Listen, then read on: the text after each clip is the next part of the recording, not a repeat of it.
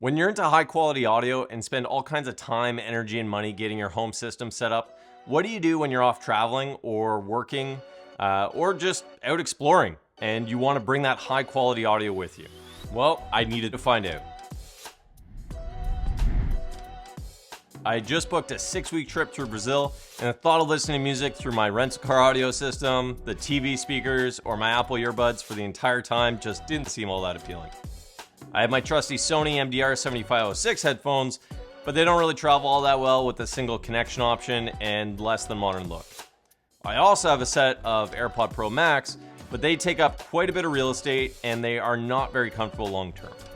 Modern first world problems call for modern solutions, and T+A of Germany was kind enough to offer up their Solitaire T Headphones, very nice, for me to take on the trip and review. These check off all the boxes. High quality sound, lots of connection options, decent battery life, and a style that my wife is actually happy to still walk beside me while I wear them at the airport. Let's jump in to see what you get in the box. The first thing you'll notice when you're unpacking the Solitaire Ts is that the packaging has a level of quality and luxury that makes you feel good about what you just bought. They also come with this rigid case that helps keep the headphones protected when not in use. It's small enough to fit in most bags and large enough that you know it's there. These headphones serve many use cases and come with different cables and adapters to make sure you can connect to almost anything out there. You have a 2.5 to 3.5 millimeter cable, a 2.5 to balanced Pentagon cable, a 3.5 to quarter-inch adapter, a dual-prong airline adapter, and a USB-C to USB-C cable. On top of that, you also have Bluetooth 5.1 Class 2 that's built right in. I tucked all the other adapters and cables into the case, and off we go. I was excited to try out the dual-prong airline adapter, but through the whole trip, there wasn't a single plane that I could use it in. This might be one of those adapters that just needs to slowly fade away, as most current planes don't have that standard anymore. I was using the 3.5 millimeter cable adapter more than anything else. Everything fits really nicely into the included case, which is hard enough that I don't have to worry about it getting crushed at the bottom of my overpacked carry-on bag. Well, it's also small enough that I wasn't feeling like I missed out on packing something else in its place. Talking about the headphones themselves, the Solitaire Ts have a great balance between the quality materials, the feel, the fit, the finish, as well as the weight. And I say weight especially because when you're traveling, it's one of the main aspects that a lot of people don't account for. Wearability for extended lengths of time, as well as just kind of ease of throwing them in your bag and not having to worry about being overweight. Really, really important for me.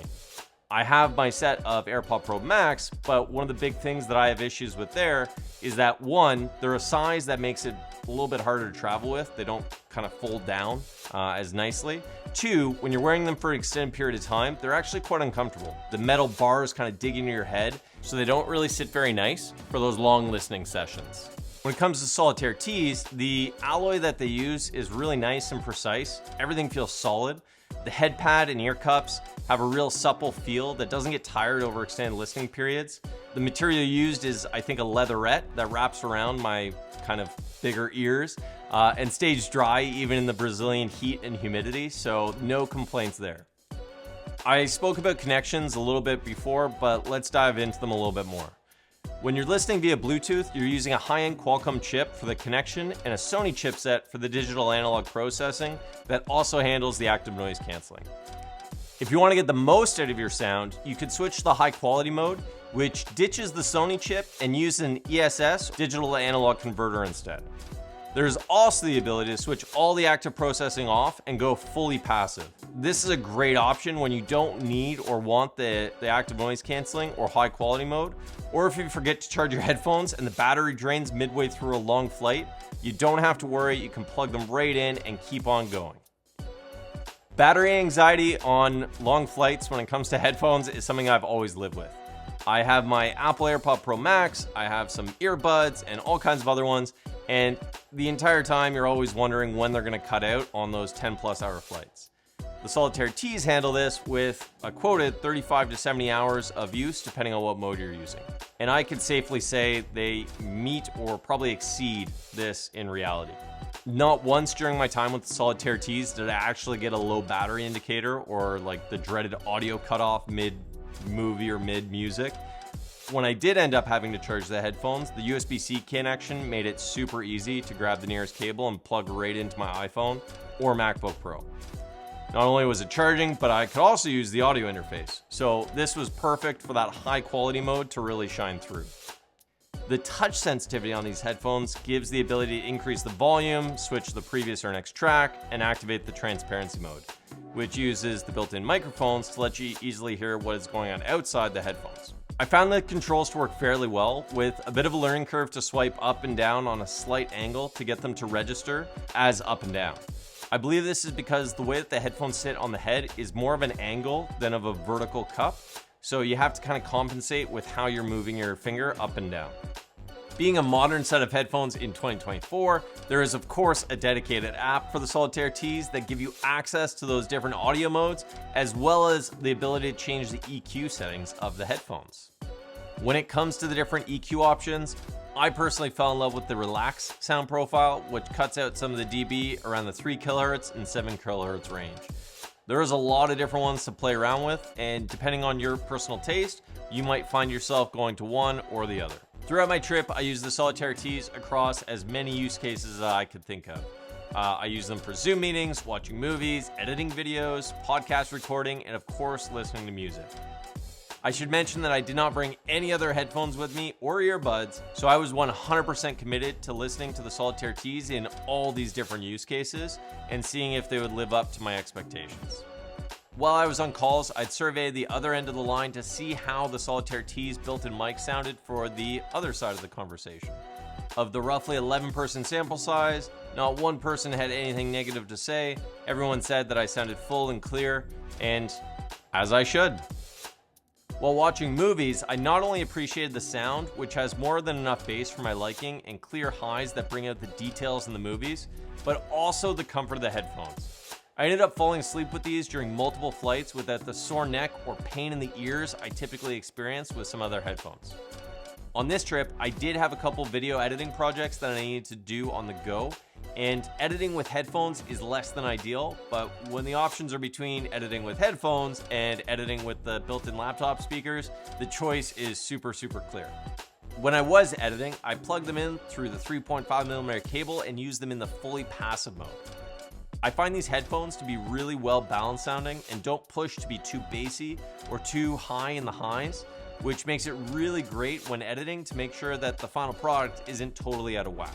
When I had chances to listen to music on the Solitaire Ts, the audiophile heritage of T+A really came through. I'd flip on the high quality mode and get just right into the zone and enjoy the music.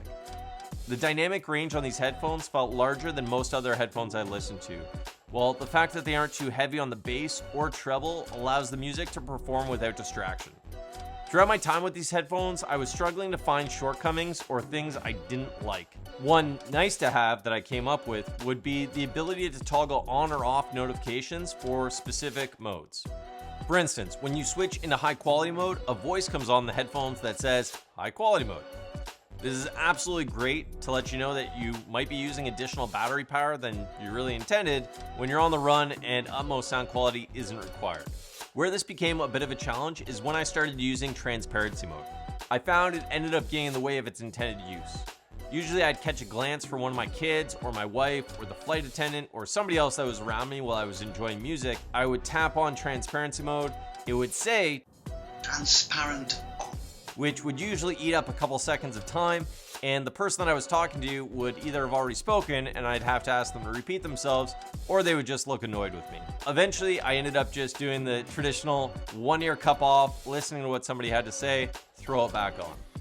Having the ability to toggle on which audible notifications you wanted to hear and which ones you didn't would, in my opinion, make this a much more practical feature on the day-to-day. The analogy that comes to mind for the Solitaire Ts is another prized German export in the Porsche Boxster.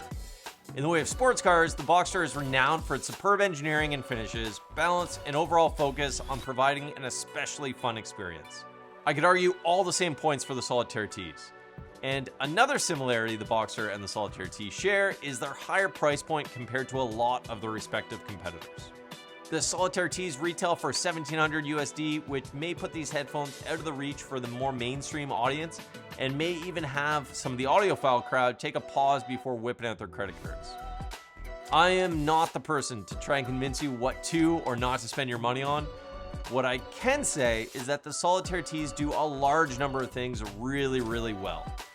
If you do have the budget, or you could sneak out a couple extra bills compared to some of the competitors, these would be a worthy investment to look into.